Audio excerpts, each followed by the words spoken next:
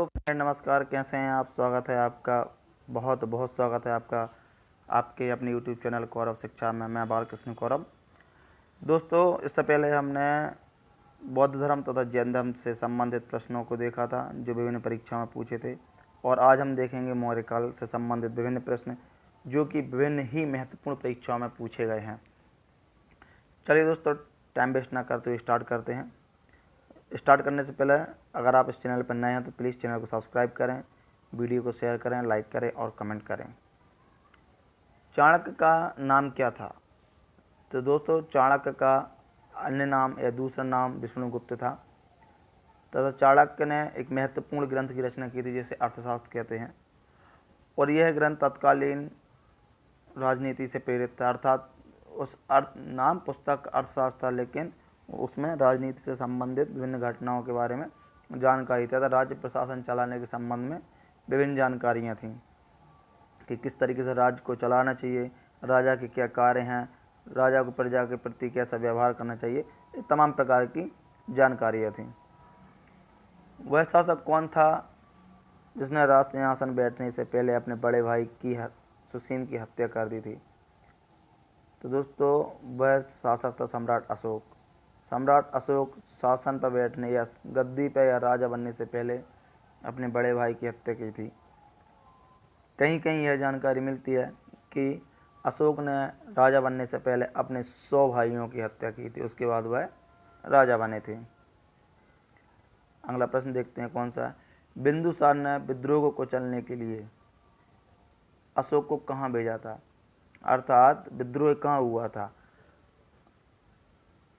अशोक से पहले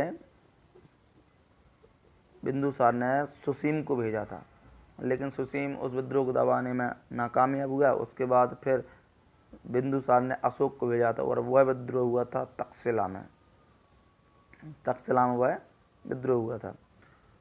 अगला प्रश्न, वह शासक कौन था जिसने राज सिंहासन पर बैठ, ये तो अपन देख चुके हैं। निम्न में से वह व्यक्ति कौन है जिसका नाम देवान प्रियदर्शी भी मिलता है या देवानाम प्रियदर्शी भी कहते हैं? तो आप सबको पता होगा कि वह सम्राट अशोक था जिसे देवानाम प्रियदर्शी भी कहा जाता है, अर्थात देवों के समान प्रिय। इसका अर्थ होता है कि देवों के समान प्रिय। वह प्रिय इसलिए हो गया था क्योंकि कलिंग युद्ध होने के बाद जब अशोक ने बौद्ध धर्म को अपनाया था तो उसने अपने संपूर्ण जीवन, अपना पूरा साम्राज्य तथा अपना यश वैभव संपूर्ण प्रजा के नाम कर दिया था। अर्थात उसने ऐसा कह रखा था, जब मैं सो रहा हूँ या जाग रहा हूँ, अगर मुझे प्रजा से संबंधित कोई सूचना देनी हो तो आप मुझे दे सकते हैं। यानी कि ऐसा कह सकते हैं कि वह प्रजा के लिए तत्पर था। सांची किस कला व मूर्ति कला का निरूपण करता है? अर्थात सांची की जो स्तूप है मध्य प्रदेश में है, जिला रायसेन में आते हैं, विदिशा के पास है लेकिन रायसेन जिले में आते हैं। तो वह कौन से धर्म से वास्ता रखते हैं, कौन से धर्म से संबंधित हैं? तो वह बौद्ध धर्म से संबंधित हैं। स्तूप एक उल्टे कटोरे के समान होता है, उसे कहते हैं स्तूप। मौर्य साम्राज्य की स्थापना किसने की थी? मौर्य साम्राज्य की स्थापना का श्रेय जाता है चंद्रगुप्त मौर्य को, जिन्होंने 345 ईसा पूर्व में चाणक्य से सहायता लेकर मौर्य साम्राज्य की स्थापना की थी। चंद्रगुप्त मौर्य ने मौर्य साम्राज्य की स्थापना की थी।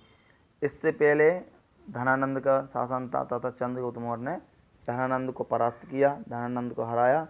उसके बाद इस पे मौर्य वंश की स्थापना की थी 345 ईसा पूर्व में। प्राचीन भारत का वह प्रसिद्ध शासक जिसने अपने जीवन के अंतिम दिनों में जैन धर्म को अपनाया था? तो यह एक ऐसा वंश है, मौर्य वंश एक ऐसा वंश है जिसमें सभी अलग अलग धर्मों के अनुयायी रहे हैं। अगर इस प्रश्न की बात करें तो अपने अंतिम समय में जैन धर्म को अपनाने वाला शासक था चंद्रगुप्त मौर्य। चंद्रगुप्त मौर्य ने जैन धर्म को अपनाया था और इन्होंने जैन धर्म की शिक्षा ली थी वो भद्रबाहु से ली थी। चंद्रगुप्त मौर्य ने जैन धर्म की शिक्षा भद्रबाहु से ली थी तथा भद्रबाहु ने उन्हें दीक्षा दी थी। उसके बाद जैन धर्म में जब आने के बाद जब उन्होंने अपने जीवन का अंत समय करने लगे थे तो वे कर्नाटक में 298 ईसा पूर्व, थोड़ा सा समय याद करना कठिन हो जाता लेकिन फिर भी इतना याद रहे कि कर्नाटक में श्रवणबेकला है, कहाँ श्रवणबेलगोला है, वहाँ जाके उपवास किया था और अपनी मृत्यु हो गई, उनकी मृत्यु हो गई थी वहाँ जाके। तो ये थोड़ा याद रखें कि अपने अंतिम समय में चंद्रगुप्त मौर्य ने ही जैन धर्म को अपनाया था और श्रवणबेलगोला में उनकी मृत्यु हो गई थी, जो कि कर्नाटक में है 298 ईसा पूर्व में। मुद्रा राक्षस के लेखक कौन हैं?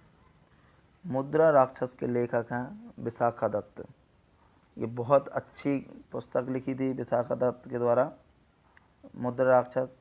इसमें मौर्य साम्राज्य तथा मौर्य वंश के बारे में बहुत सी जानकारी मिलती हैं तथा इसमें यह बताया गया है कि चंद्रगुप्त मौर्य जो था बिरसल था, यानी कि उसे निम्न कुल का बताया गया है।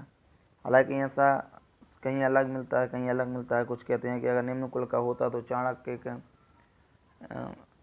ऐसा ब्राह्मण था जो उसे शायद राजा बनाने में मदद नहीं करता, लेकिन वो सबके अपने अपने थॉट हैं, अपनी अपनी सोच है। लेकिन इसमें ऐसा मिलता है।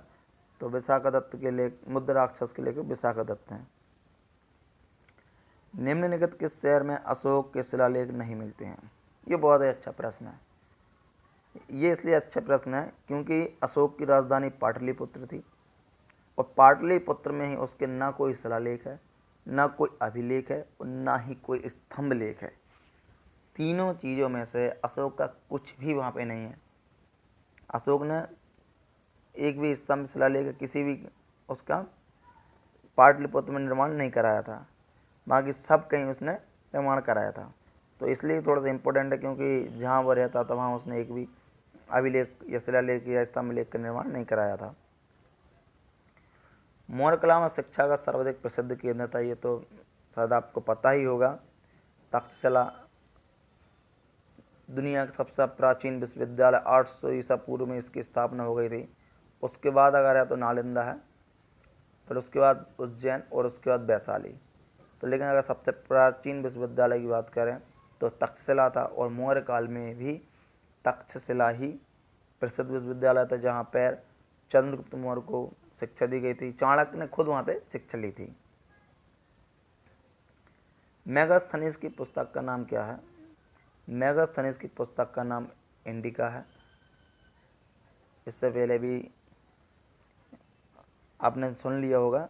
ये बहुत अच्छी पुस्तक है। इसमें उस समय में जनता तथा सम्राट के बारे में या राजा या सम्राट किस तरह से शोभा यात्रा निकलती थी उसके बारे में है, तथा उस समय के विभिन्न सामाजिक दशाएं, राजनीतिक दशाएं तथा कृषि से संबंधित इस पुस्तक में जानकारी मिलती है।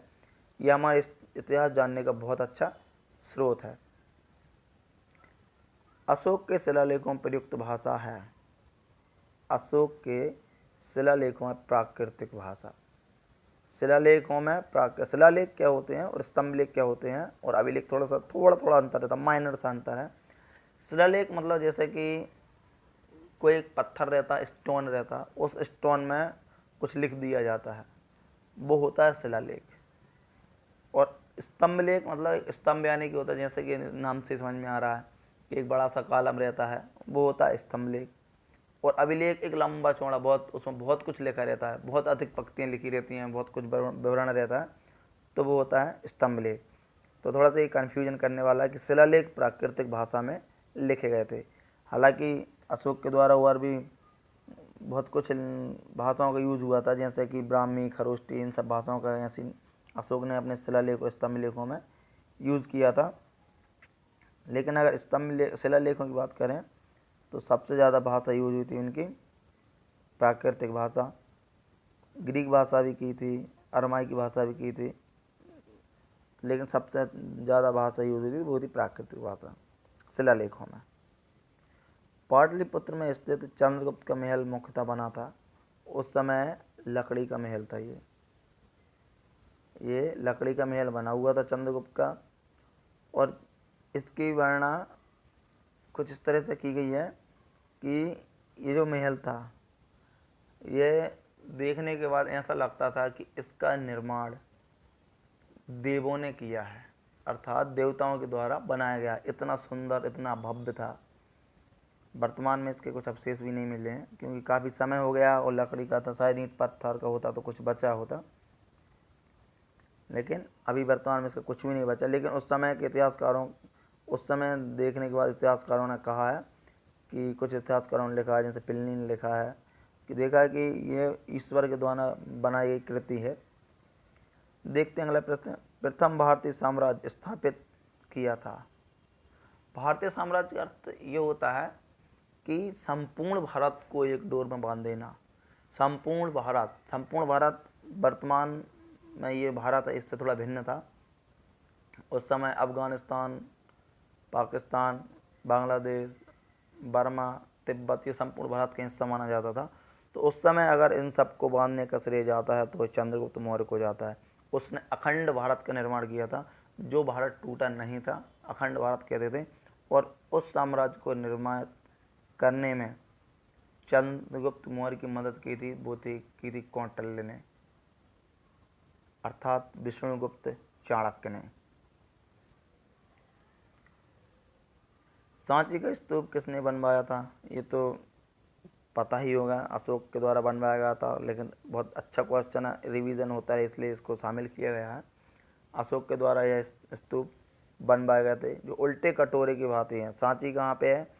ये भोपाल से 40 किलोमीटर की दूरी पे तथा विदिशा से और निकट है। लेकिन यह अगर पूछा जाए किस जिले में आता है तो यह रायसेन जिले में पाया जाता है। ये उल्टे कटोरे के भांति होते हैं। अशोक के शिलालेख को पढ़ने वाला प्रथम अंग्रेज कौन था? तो अशोक के जो शिलालेख पढ़े गए हैं वो जेम्स प्रिंसेप द्वारा पढ़े गए हैं, अर्थात इसका आंसर डी है। जेम्स प्रिंसेप ने इन स्तंभ लेखों को पढ़ा था। और अगर इनकी खोज की बात करें शिलालेखों की, तो पॉवर्टी फैंटेलर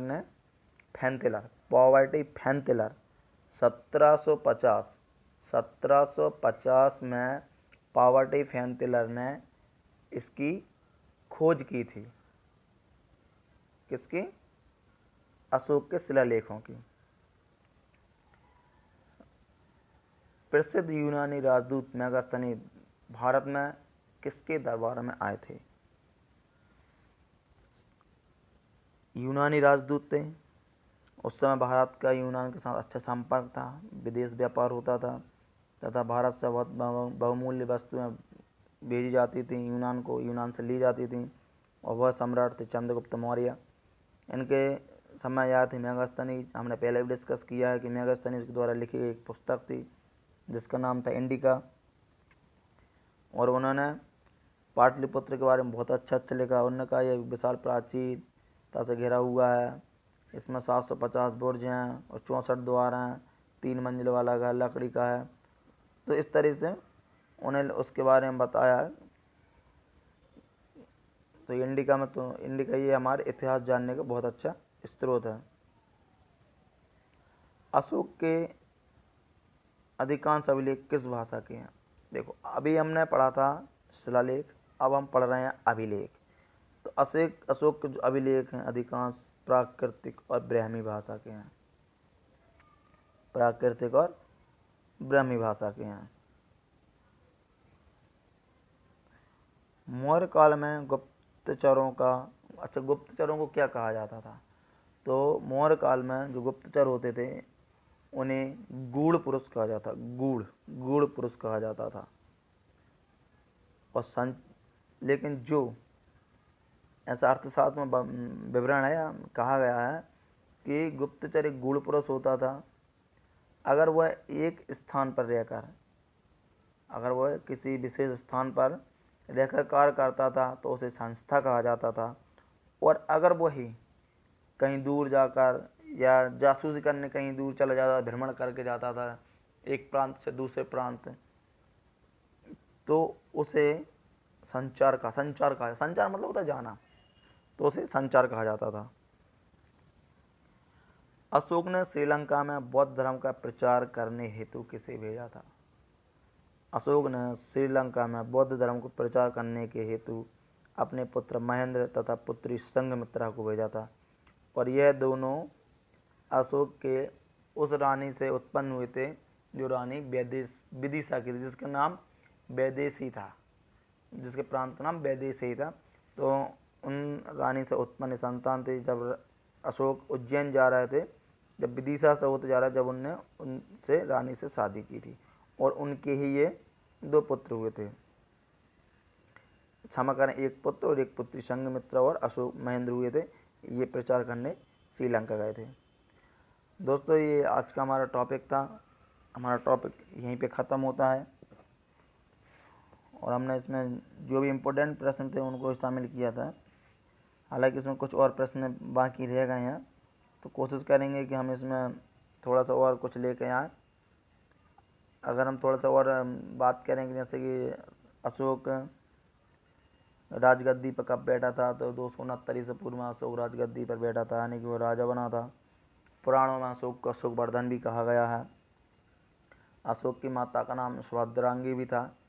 अशोक के पिता का नाम पता ही है, बिंदुसार था। अगर सर्वप्रथम बात करें शिलालेखों की, स्तंभ लेखों की, तो उनका प्रारंभ अशोक के द्वारा किया गया था, कि अशोक ने सबसे पहले स्तंभ लेख तथा शिलालेखों को लिखवाना, ये सब किया था। दोस्तों, कैसा लगा आपको ये वीडियो, प्लीज़ कमेंट करके ज़रूर बताएं। वीडियो को शेयर करें, सब्सक्राइब करें चैनल को, और लाइक करें, और बेल आइकॉन को ज़रूर प्रेस करें, क्योंकि मेरे द्वारा जो वीडियो अपलोड किए जाएंगे वह उनकी इन्फॉर्मेशन आप तक पहुंच जाए।